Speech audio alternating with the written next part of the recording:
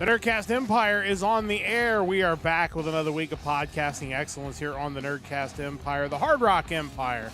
I am Matt in the studio. Great to have you along with us. We are into the month of November for our music. We are almost into the month of December overall, as we are just about ready to wrap up yet another month and head into the final month of 2025. But we've got a few weeks of music still to go, obviously. And tonight we're going to take a look at the music of November the 7th as we are into November on episode 93 of the Hard Rock Empire, episode 196 of the Nerdcast Empire. So glad you have decided to join us once again live or on the VOD. Joining me in studio, as always, is Mike. Mike, how's it going? It's going. The long holiday weekend, sadly, is coming to an end, but still digging those Thanksgiving leftovers, so that's not a bad thing, and had a lot of music to go through this week, so excited to get into it. Yeah, it was a pretty good week again in music, which is always fun. That's a great way to enjoy those Thanksgiving leftovers with some great new hard rock and heavy metal, and that is what we are going to do. Also, a good time to remind you, you can join our Discord. I am pinning that currently in each of the chats on YouTube and on Twitch. Join us there. We post our stream schedule there. If we have any changes, we post that there. And also, we want to know your opinions on our questions of the week. And in the next couple of weeks, we're going to be tackling some Christmas-themed questions as we head into the holiday season. Now, it feels like that the weekend after Thanksgiving is kind of the official start of the Christmas shopping season. So I figured it's a good time to kind of tackle that topic over the next few weeks. We'll start that at the end of today's program and when we answer our question of the week. But, of course, we always start things off with news headlines. And this is actually a news story that Mike brought to my attention first. So I think it's only fitting that we bring it up on the podcast. Sometimes you just see an event and you just think, wow, like that is something that this event really exists. But indeed, it does exist. As you can see in the story linked from Blabbermouth, Glenn Danzig will be playing a special Danzig Sings Elvis show on New Year's Eve, December 31st, at the House of Blues in Anaheim, California. The last concert like this took place in February of 2023 at the Montalban Theater in Hollywood, California. This was not something I was aware of. Evidently, this is obviously something that has been a thing for a while, but we're always up for some Danzig news, and this is some fun Danzig news to hear that he is doing a concert singing Elvis songs. Yeah, my first takeaway from this is it's New Year's Eve. Like, all bands should do some sort of weird, like, one-off or two-off thing like this for the holiday. I think that'd be really cool. He did have his Danzig Sings Elvis album back in 2020. I listened to a couple tracks from it. It's fine.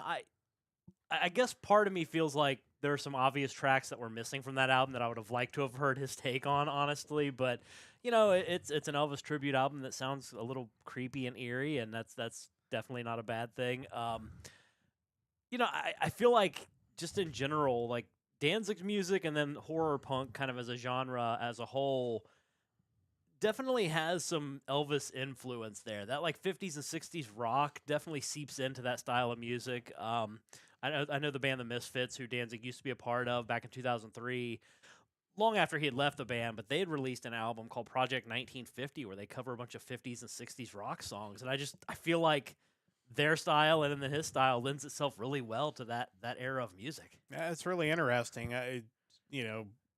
Maybe not something you would think of right away, but when you really kind of sit down and start thinking about the structure of the songs, the way they're kind of formatted, and think there could be some overlap there, which is kind of an interesting concept. So, if you want to hear Danzig sing Elvis live, you've got an opportunity coming up on New Year's Eve. It's probably better than whatever's going to be on the Dick Clark Rockin' Eve. Unless they bring Dick Clark back. We're still holding out hope. Yeah. Someday, possibly. But, if you're looking for something on New Year's Eve, that could be an option. I think you could do a lot worse than to go see Glenn Danzig in Anaheim, California. Another news story we wanted to talk about, because obviously we spend a lot of time and oxygen on the Rock and Roll Hall of Fame, for better or worse, typically is a debate-worthy topic. But there is also a Metal Hall of Fame. I believe we probably talked about it this time last year when they had their induction announcement from last year. So we will have this story that talks about the Metal Hall of Fame coming to the Sunset Strip on January 21st, 2026. So we are looking at a little over a month and a half for that, and it will be hosted by Eddie Trunk because, I mean, who else are you possibly going to get to host such an event? Not only obviously for his metal knowledge, but of course he's probably critic number one as far as the Rock and Roll Hall of Fame. It's going to be at the Roxy Theater with the celebrity red carpet, the Rainbow Bar and Grill, which is really cool. You see the acts, if you look at the story, Chris Holmes, Tracy Guns, Warren DeMartini, Ricky Rackman, and Ricky Rocket. And then an all-star jam will kind of wrap things up. As you take a look at this, what really jumps out at you? I guess what jumps out at me first is I think it's interesting that they tend to induct individual musicians and not bands. Yeah. More often than not. It's like Ricky Rocket, that's great. What about Poison, the whole band? You can't really think of him without thinking of Poison. Same with Tracy Guns and L.A. Guns, although he's done a lot more than that. Warren DeMartini, you obviously think of Rat, and they would certainly fit in with any kind of celebration involving heavy metal in the Sunset Strip. But Ricky Rackman, I mean, that guy should have been in the inaugural class. I mean, he hosted the WCW Nitro parties back in the 90s. I mean, what more could you ask for on top of, obviously, his work with MTV? But, I kind of looking through the inductees in the past. I know we talked about it with the 2024 inductees, of which Eddie Trunk was an inductee.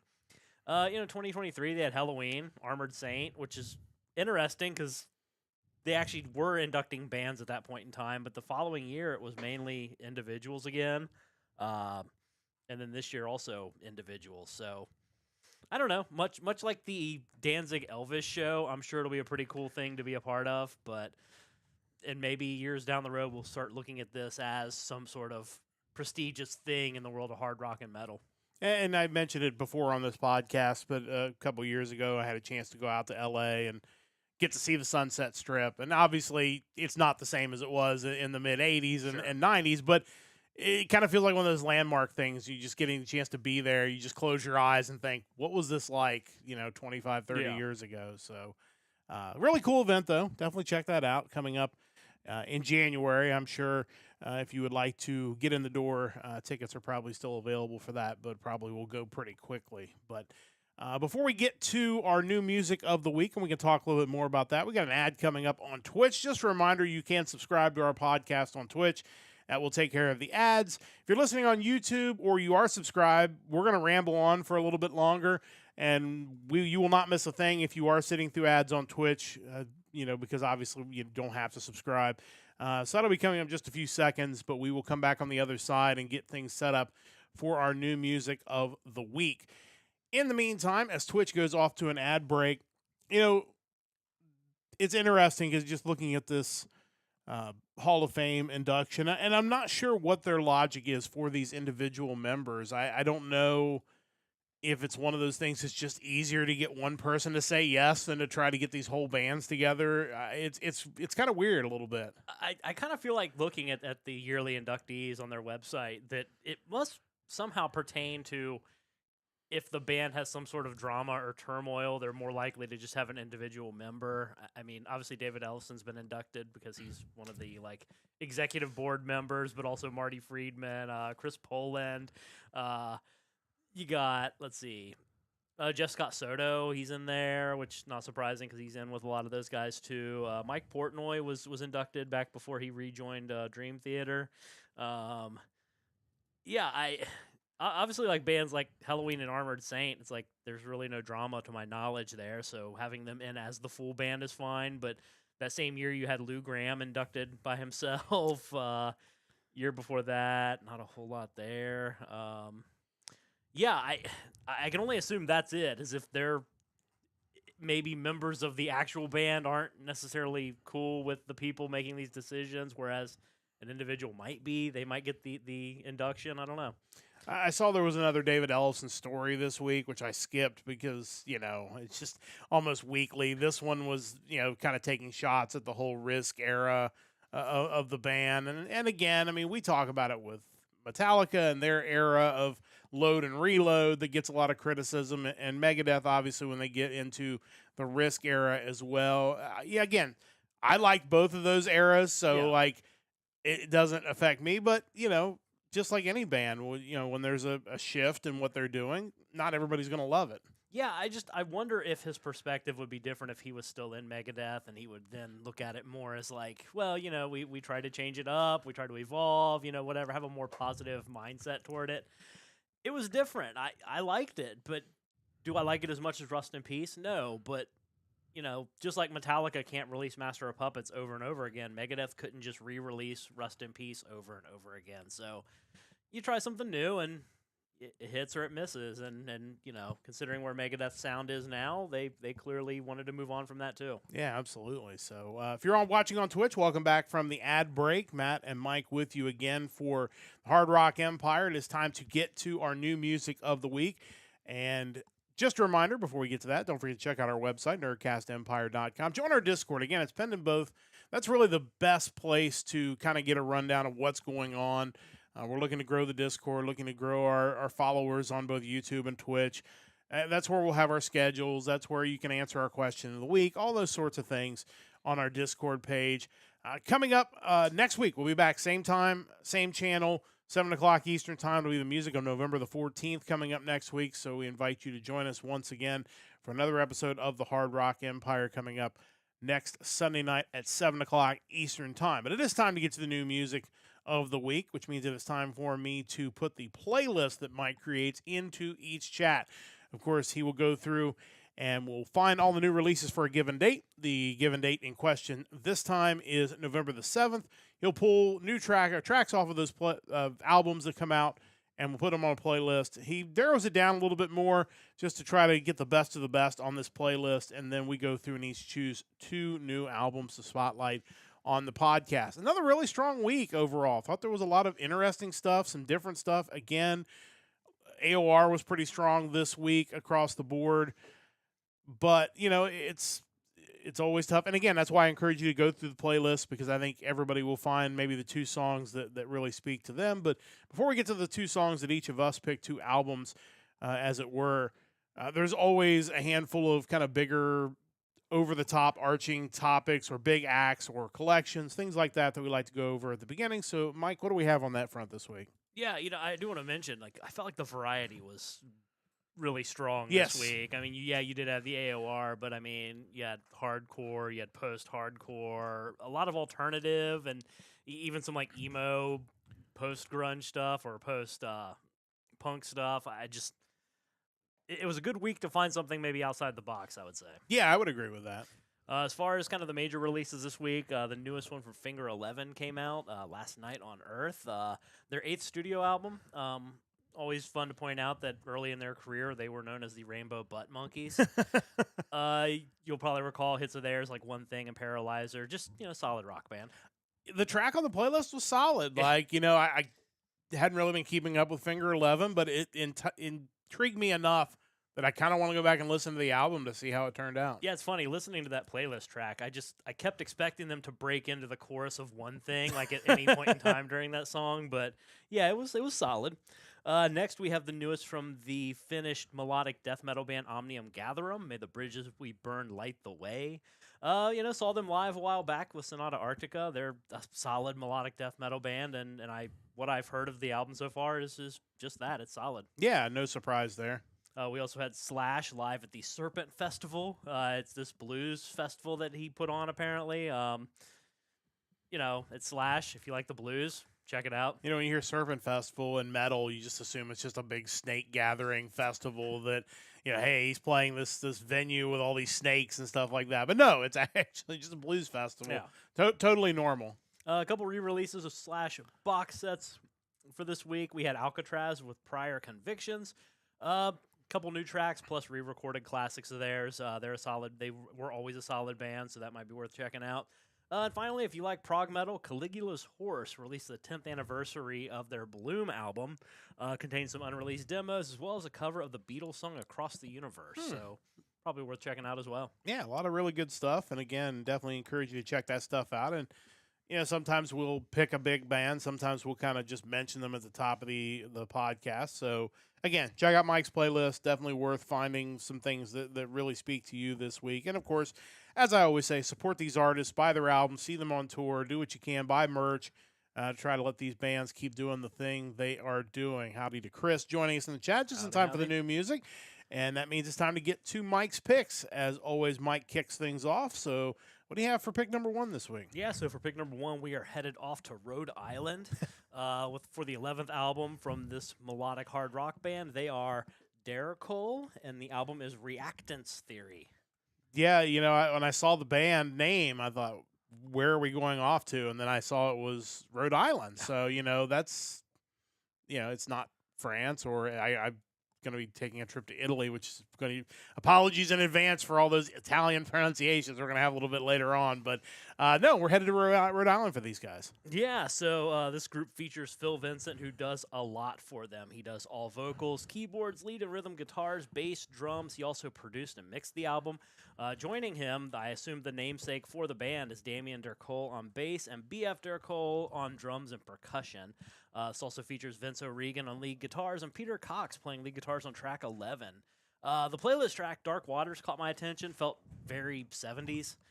Keyboards and vocals harmonies more than anything. Just had that kind of old 70s rock vibe to it. The opening track starts with a less 70s, more early 2000s guitar riff, which kind of ends up being the way this album plays out. The guitars feel very hard rock of the last 20 years with that 70s influence from the vocals and the keyboards, which is something I think works really well. I really enjoyed it. Standout tracks on the album include The Best of Me, Shadow Rider, Dark Waters, Moving Target, Spirit Infinite, and the track that I listened to or picked to play, Round and Round. Which is not a cover. It is not a cover of the Rat of the Rat song. The Rat song. I kind of wondered if that Yeah. was going to be the case. It was not. It's still a really awesome song from these guys. Derricole, their new album, Reactance Theory, which is not a psychological theory. Thank you, AI Overview, for clarifying that. This is the second track off of that album, Round and Round. Let's listen to a little bit of that now.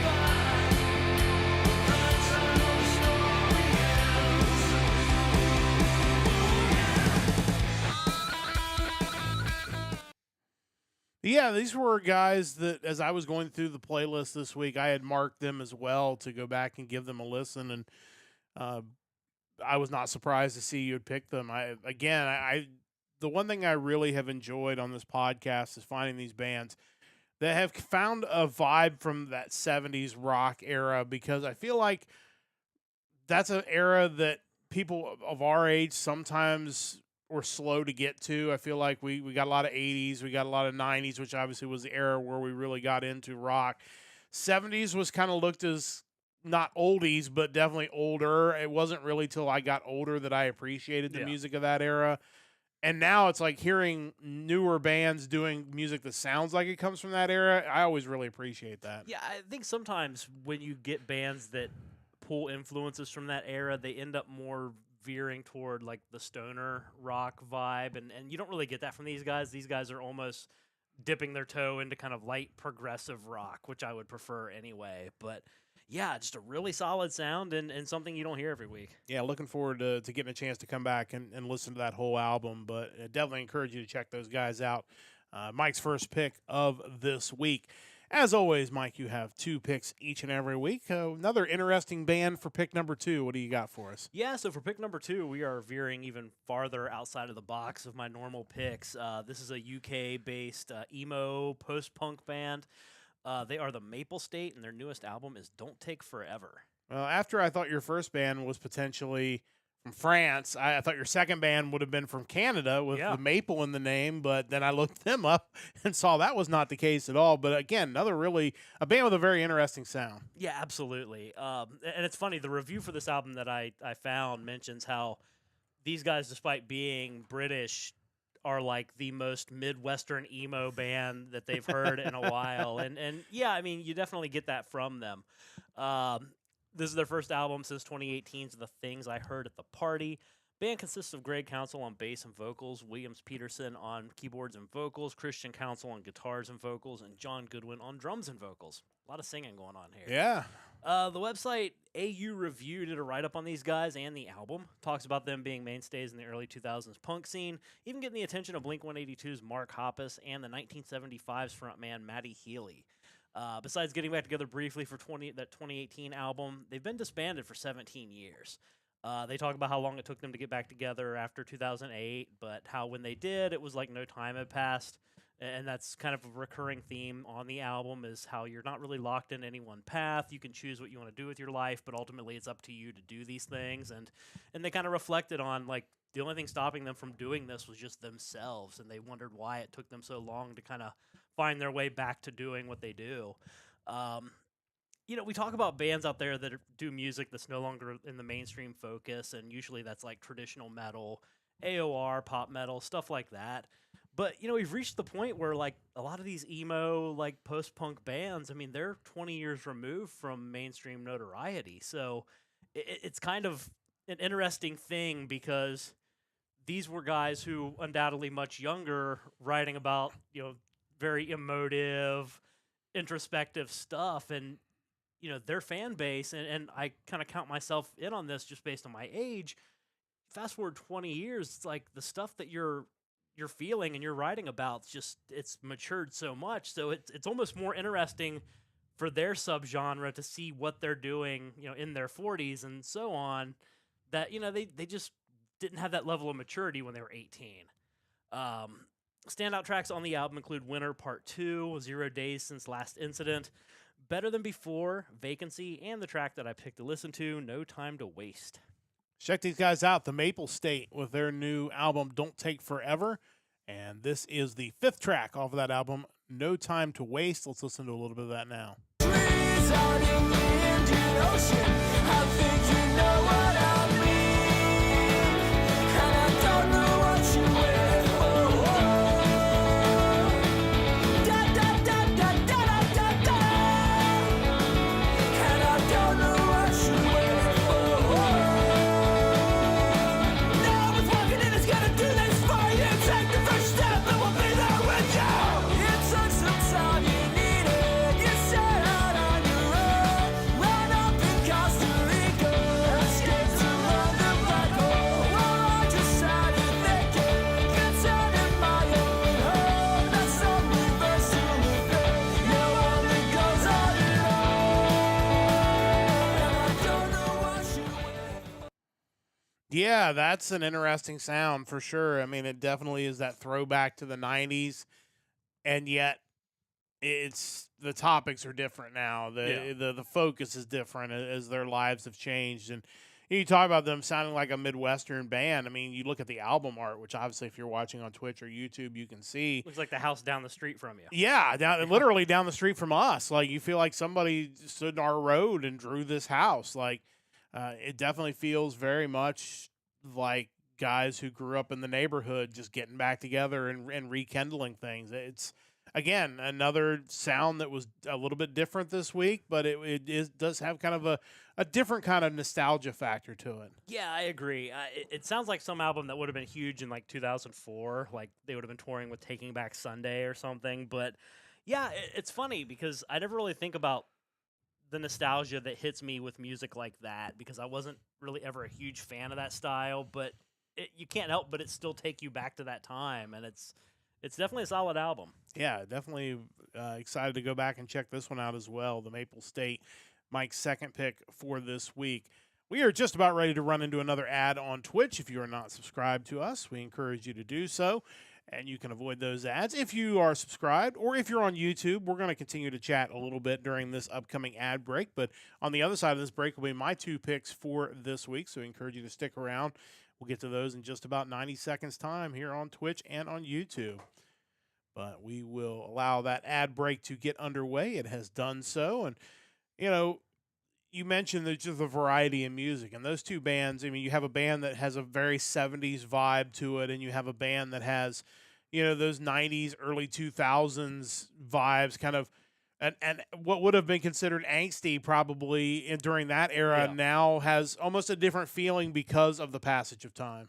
Yeah, I agree, and that's I want to dig a little deeper into the album because I haven't had a whole lot of time with it, but yeah, it's interesting because unlike some genres of music, I feel like that style really spoke to things that the youth was feeling at that point in time that would have to evolve. It's maybe like your hair metal bands could still write about the same stuff forever. It's not a big deal, but there was something about that emo style that I'm curious where a lot of those people are in their headspace and what they would write about in 2025. And I'd be interested to see if they're, and obviously we do come across hair bands from time to time, how many of them have evolved their message. I mean, I think the sound is always going to be the same, but what are your problems in 2025, or what is the thing that you're fighting for now, and how does that relate to what you're trying to sound like? Yeah, it's something I haven't put a whole lot of thought into until this week, to be honest. But yeah, it's, the thing about, and it kind of goes back to the Megadeth discussion earlier about Risk, is that, these are human beings that their motivations and what drives them changes over time. You don't want to hear them singing the same song for 30 years. Yeah, it doesn't really hold up, but at least you don't feel like it's relatable. So if you're on Twitch, welcome back from the ad break. We are going to move on to my two picks this week. And, Mike, made the comment on Discord about really kind of stepping outside the box. And it's a really good week to step outside the box.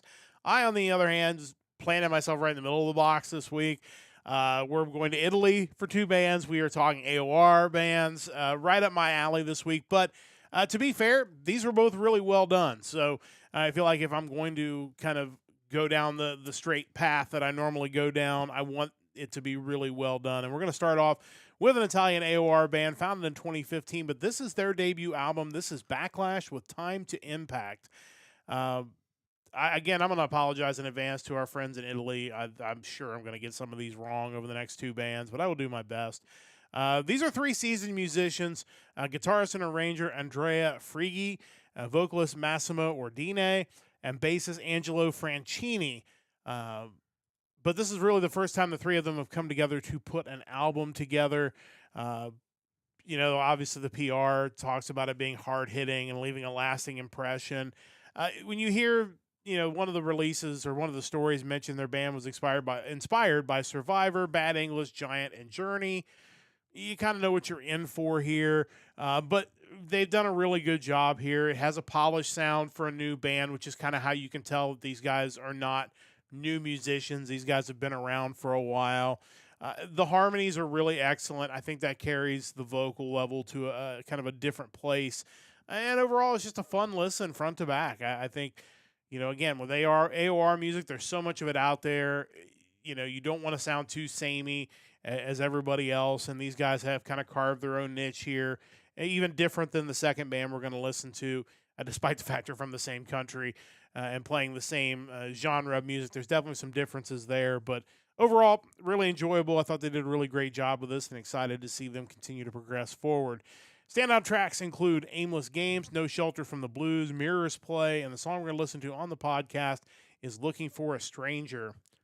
Check these guys out now. This is Backlash with Time to Impact. This is the 8th song off of this album, Looking for a Stranger. Let's listen to a little bit of that now.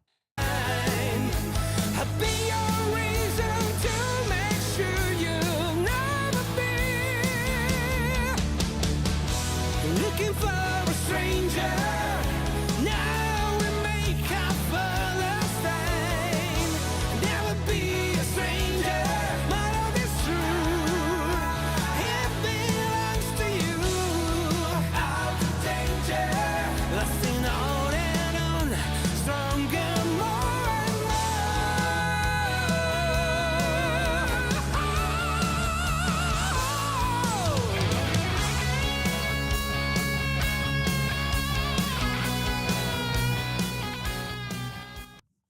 Yeah, you got some powerful vocals. You've got some guitar solos coming in there at the end. Again, overall, it's 50 minutes for 12 songs. You fly through it pretty quickly. really good stuff from these guys. I really enjoyed Backlash's Time to Impact. Mike, your thoughts? Yeah, on my initial playthrough of the playlist, it was really the AOR bands that hit me as like, these are probably sure things. So not surprised to find out that this one here sounded really good throughout.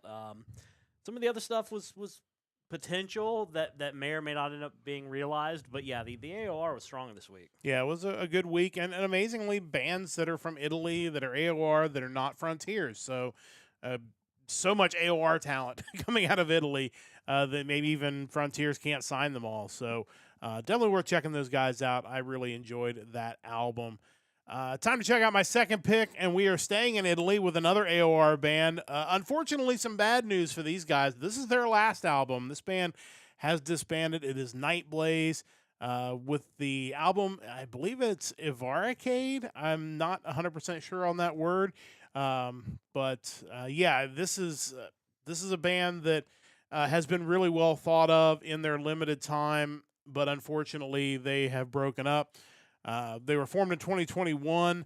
The band is made up, or was made up, of Damiano Libianchi on lead vocals, Dario Grillo on guitars, keyboards, and backing vocals, Federica Raschella on bass, and Alex Grillo on drums. Always a shame, and this happens a lot with our vault picks when we find a band that's like, oh, these guys sound great, and then you find out they're not doing it together anymore. Dario Grillo was the one that really kind of mastered everything and produced it. This album, it's interesting because there's really only 4 new tracks on this album. And then there's a series of reworked, remastered, reimagined songs, which typically sometimes you would think, that's really maybe not the best way to fill out an album. But they all sound really good. And obviously, since I didn't know this band before this week, they were all new to me, and they all sound really good.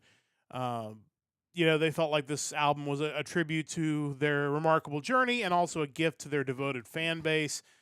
Certainly nice to go out with an album that your fans can remember you by.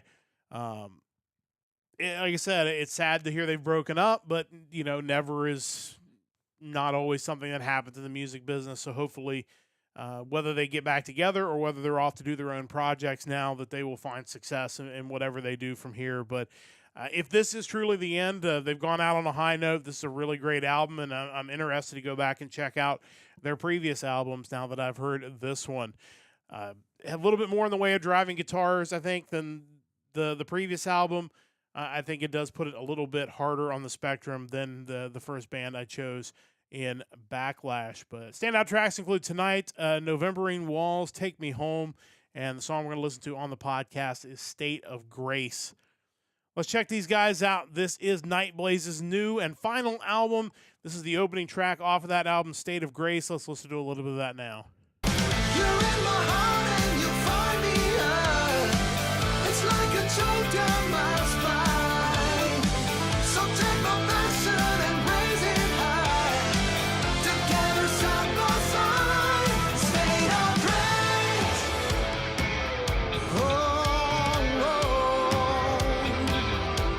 State of grace.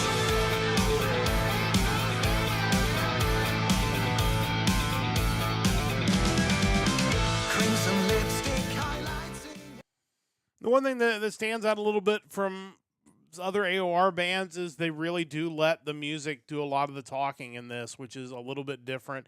A lot of times AOR is known, as with the first band, with those really nice harmonies that just bring you this wave of vocal sound. These guys have great vocals as well. I don't want to take that away from them, but I do feel like the music really stands up above with this, and I think that's really what carries it to another level. And sadly, this is the last time we're going to get to hear these guys together, at least for now. Hopefully they'll get back together again. But, Mike, your thoughts on Nightblaze? Yeah, it's kind of the difference between like 80s soundtrack rock music with AOR and actual just rock music. And I think these guys are more on the rock music side of it compared to what you'd see in the new Karate Kid movie on the soundtrack. I thought the singer kind of had a little bit of Joe Lynn Turner sound to it. I Yeah. was thinking kind of Stone Cold with Rainbow, but Yeah, really, really strong sound. Yeah, interested to see where these guys go next. We'll certainly do our best to keep tabs on them, but definitely check out this last album. If you're a fan of the band, it's a great way to give back to their fans as they are wrapping things up for now, at least. That takes care of our new picks. It is time to get into the vault, where Mike and I will each give you a classic album to check out. Mike, of course, is working through 2 gimmicks in the vault. Every other week, he is going through and listening to some bands that are going to be at Sonic Temple. We've definitely been exposed to a couple of bands that will be performing over the last couple of weeks, over the last month, I guess. And we'll get back to that next week. So make sure you tune in next week to find out which Sonic Temple band Mike will be checking out in the vault. But every other week, he is taking a trip around the world. He is allowing the Random Country Generator to be his travel agent and booking him to all corners, and I do mean all corners of the globe. Fortunately, this time, Mike has landed on a country that has a wealth of metal bands, so was pretty sure that we were going to come up with something good this week. Mike, tell us where you are and what you have ended up with. Yeah, I was checking real quick where I was supposed to go, but didn't end up going. I can't remember. Did I have multiple spins before I got to this I think country? so. Let's see. I think with Niger, we had a shot at that, and then there was Did I not note that? I may not have. And then there was another African country, I think, that was also did not have any band. So, and that is the catch. Yeah, I mean that happens, unfortunately. Mike has to be able to find bands from that country on Metal Archives. That's basically the guideline. So if he picks a country or the generator picks a country and there's no metal bands there, then we jump to something else. And fortunately, you've done pretty well with your next spin. Yeah. The Gambia was the second Gambia, one. yes, the Gambia. Which I did not know was the country. I thought it was just Gambia, but that's what I know. It's near Denmark. Possibly. So yeah, after striking out a couple times, we ended up in New Zealand, which thankfully, according to Metal Archives, has 648 metal bands, of which at least around half of those, I think, are still active. 367, so a little more than half. Of those, 111 of them are thrash metal bands, 282 are death metal, 176 black metal, 89 doom metal. Kind of the more melodic side was not as plentiful. 41 bands were tagged as melodic, but I think most of those were melodic death metal bands. 11 power metal bands, 8 speed metal bands. Typically I'd like to go more the power metal side of things, but choices were limited. I did find one that I could go with, thankfully. They've been around since 2010. Only have a couple EPs so far, though, but the band is Stormforge, and we are talking today about their debut EP, Sea of Stone. Yeah, interested in hearing about these guys, but it is good at least to have a few bands to choose from when you end up in one of these countries. Yeah, absolutely. Plenty of options. I could probably spend a few more weeks here and keep going, but we are not going to do that. Let's see. Let me pull these guys up really quick. Oh, they do have a Bandcamp as well. Oh, nice. Helpful as also. So these guys, like I said, they formed in 2010. They have 2 releases so far in 2014, Sea of Stone, and then a second EP in 2019, Madness and Might. Band consists of Thomas O'Leary on bass, Flynn Fredrickson on guitars, Courtney O'Leary on vocals, Anthony Mufsud Houghton on drums, and Raj Singaraja on guitars. Found a review for this EP on the website metalbandcamp.com. And it's interesting. The intro to the review kind of describes what I was looking at with the numbers on Metal Archives, basically saying that even though there is metal in New Zealand, it really didn't have much of a profile for power traditional metal bands. It was more kind of the extreme side of metal, which is definitely what the numbers showed. You could definitely tell these guys draw inspiration from the legends like Iron Maiden, Judas Priest, Blind Guardian, Halloween, etc. This EP, I mean, there's only 4 tracks, 29 minutes long, but it definitely does their inspirations justice. It's a pretty awesome release. It's kind of funny on their Bandcamp. They even pointed out on their second EP the time that it took between the first one and the second one and kind of how it bridges the gap. Like, the 2 tracks on that second EP were actually written 5 years apart also. Oh, wow. So you kind of see the evolution of their sound. I'm not sure what they're going to say when they release their next one, considering there'll be an even greater gap between 2019's Madness and Might and whatever is on the horizon for these guys. Hopefully something, because, for a country that doesn't have a lot of melodic metal. These guys are definitely worth a listen. Again, 4 tracks. Listen to the whole thing. They all stand out, I suppose. But yeah, again, there wasn't a whole lot to pick from, but these guys definitely worth a listen. Yeah, interesting. Sadly, when I went to go check and find their Facebook page, it had been deactivated or something because it came up as an error. So I don't know if it's just they're very small and therefore their Facebook is kind of privatized, or Hard to say with last release being 2019. maybe they no longer exist. But That's certainly possible. Like I said, they did have the Bandcamp at the very least, so you can purchase their music. But yeah, I don't know.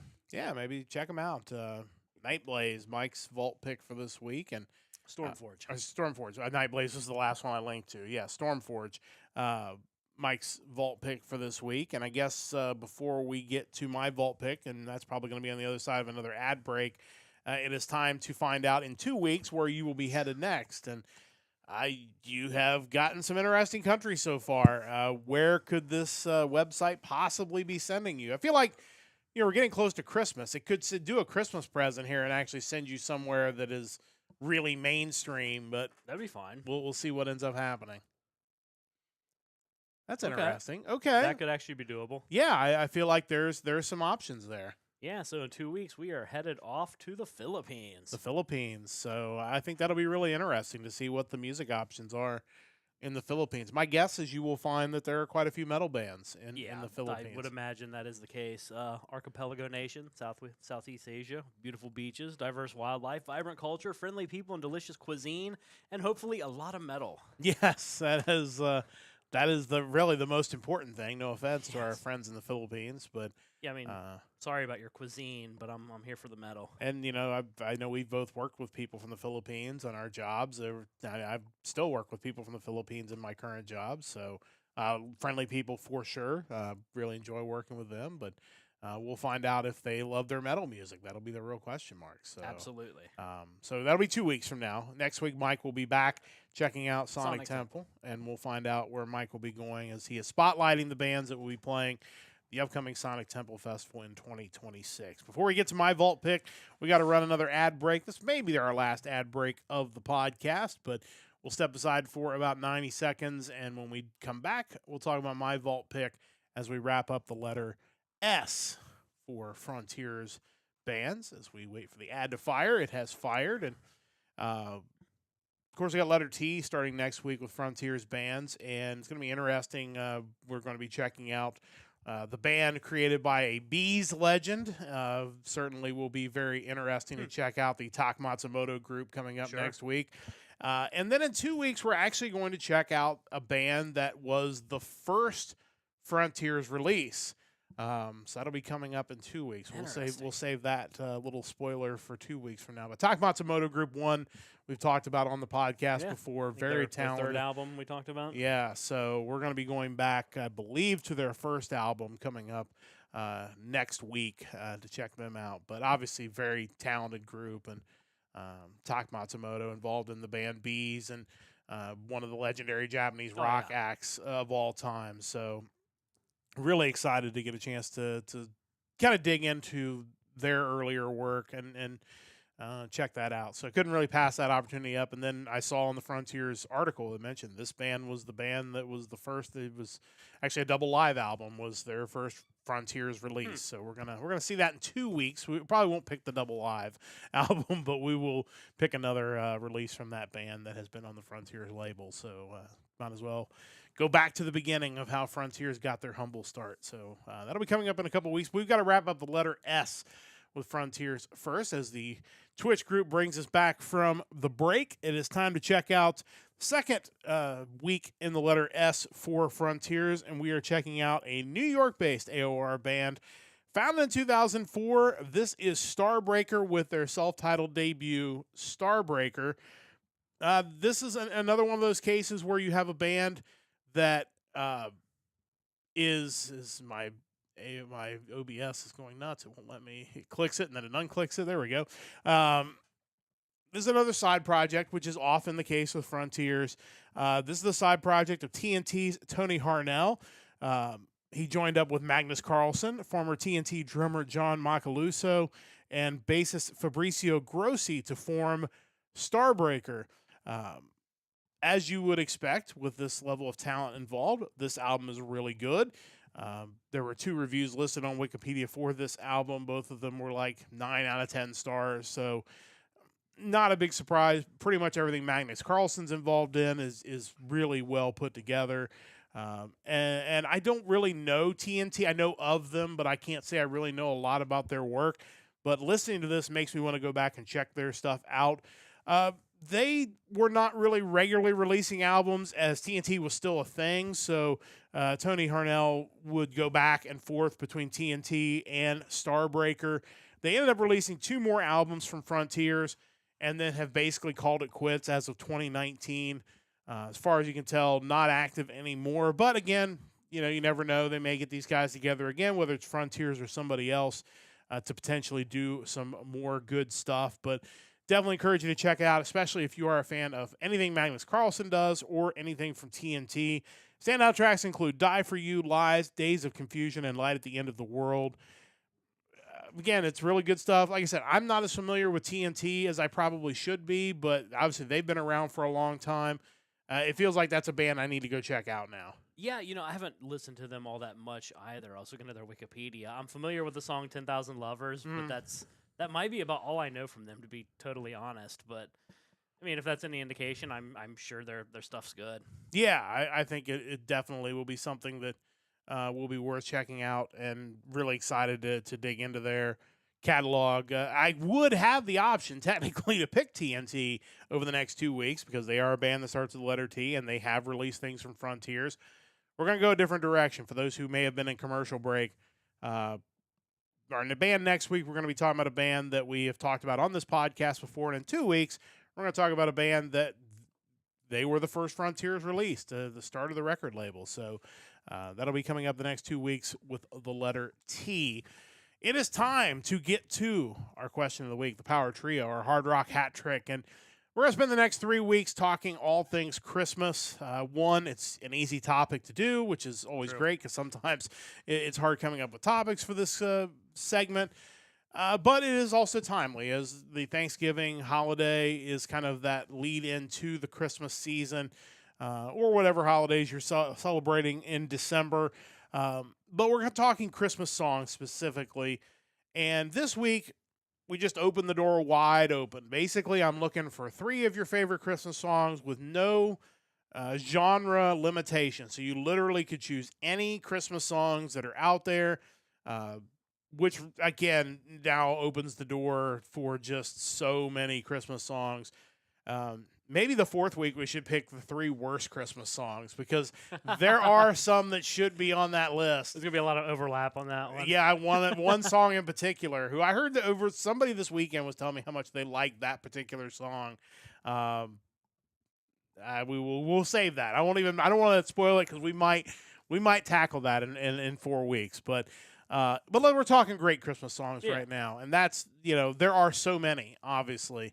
Mike, did you get any input outside of your picks? Yes, I did. I did get some picks from Shane this week. All right. And there's actually a band overlap between Shane and Chris, which is interesting. Okay. But it's kind of wild because there's so many songs that are just like classic songs that so many artists have done. Like you might get a song on a list, but it's not who you would expect it to be from.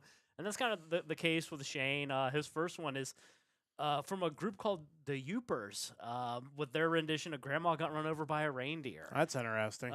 Not surprising just based on their name. They're a comedy group from the Upper Peninsula of Michigan. That makes sense. Yeah, so I've not heard that version of the song. I know the song, obviously, but, I'm sure it's funny. That's one that could end up on that other list, to be real. I mean, it's not a bad song, but I feel like it falls into the overplayed Christmas songs. That's the problem, really.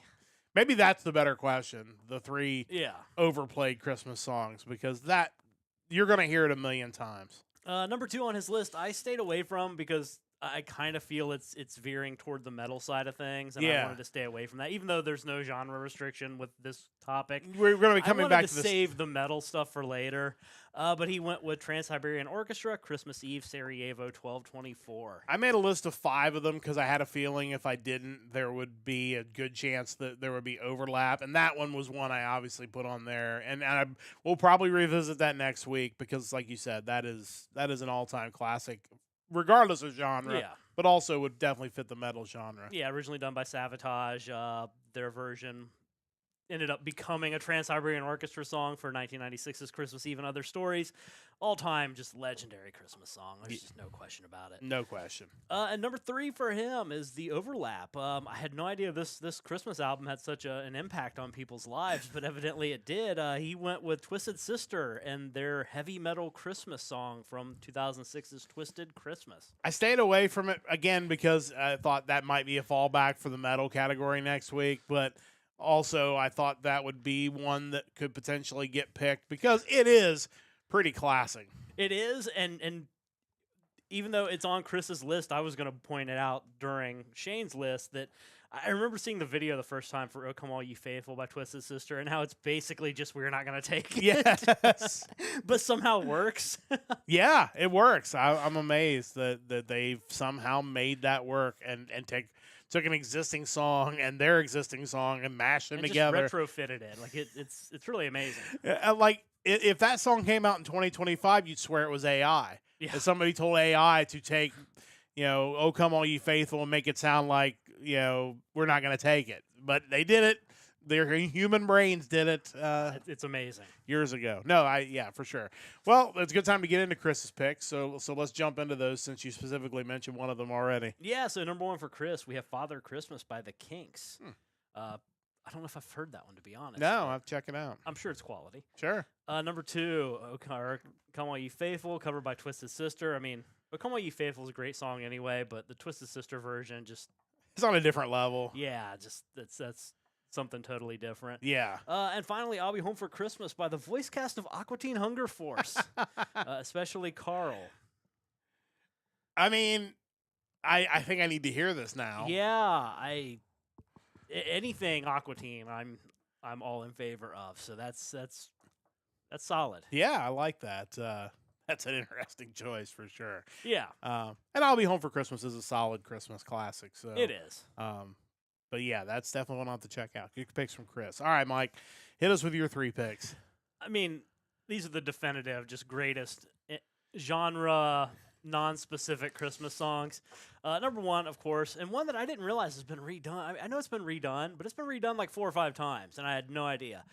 Band-Aids, Do They Know It's Christmas? We heard another version of that, whatever year it was that we went to Dallas and we drove to.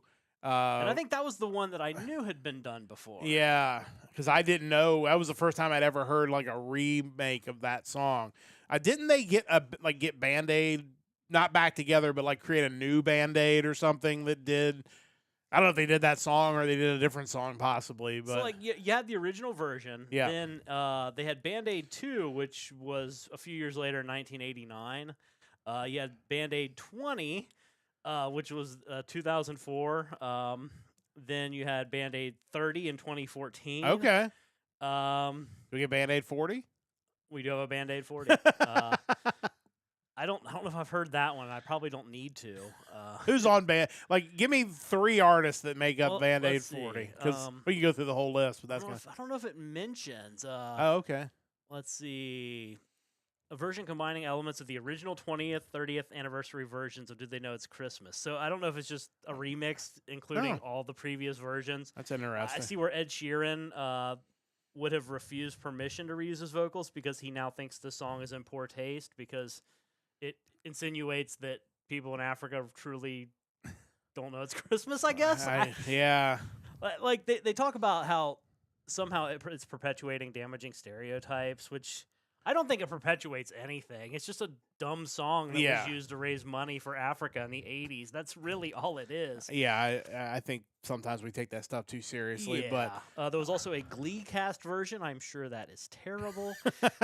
Let's see, Band-Aid Liverpool version and the Keith Lemon version, whoever that is, the Lad Baby version. I mean, it's been That's how you know it's a classic. It's been redone that many times. Yes, for sure. And I'd had that on my list, but like I said, I actually ended up having 6 on my list. So I made sure we were covered, even if because I knew we would probably overlap on that one. I have all cleanup hitters here. Like there's no there's no weak picks. Hit us with number 2. Number 2, we got Bing Crosby and David Bowie, "Peace on Earth, Little Drummer Boy" from 1977, released in 1982. One of the final recordings that Bing Crosby did before his 1977 death. Yeah. Classic for sure. If you've not seen the remake of that with Will Ferrell and John C. Reilly, amazing too. That may be one of the best.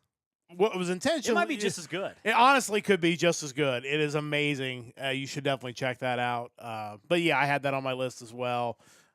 Because it's amazing, and every year I hear it, I'm just so happy. Number 3, we have, and I mentioned this the other day, quite possibly the only rap song that I believe has reached the status of Christmas song standards, and that's Run DMC's "Christmas in Hollis." It's a great song. I left that off my list because I knew you had that one covered, but that's an amazing song. Yeah, and you think of that old, like, a very special Christmas album from, like, the late 80s. I think this song stands up better than any of the other ones from that album. Yeah, I totally agree. So, and finally, honorable mention, I had to throw this out there, Wham's "Last Christmas." I had that on my list as well.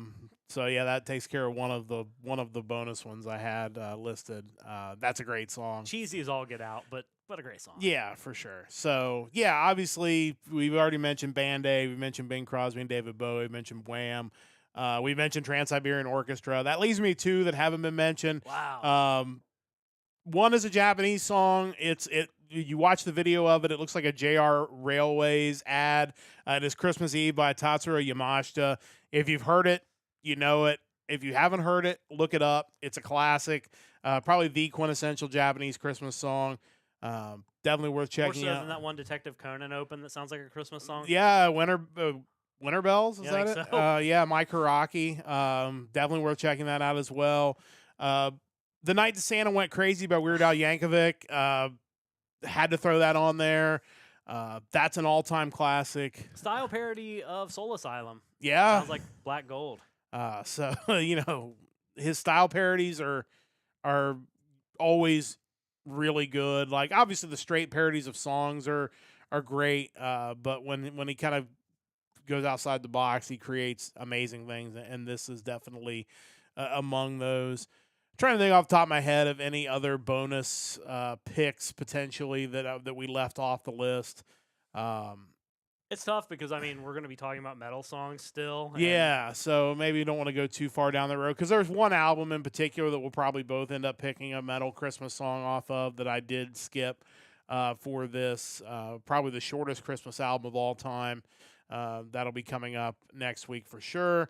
So I probably don't want to be speculating too much. But again, those are kind of the standards if you want to check those out. And, of course, songs like "Rockin' Around the Christmas Tree" is an all-time classic, the original version of that. Yeah.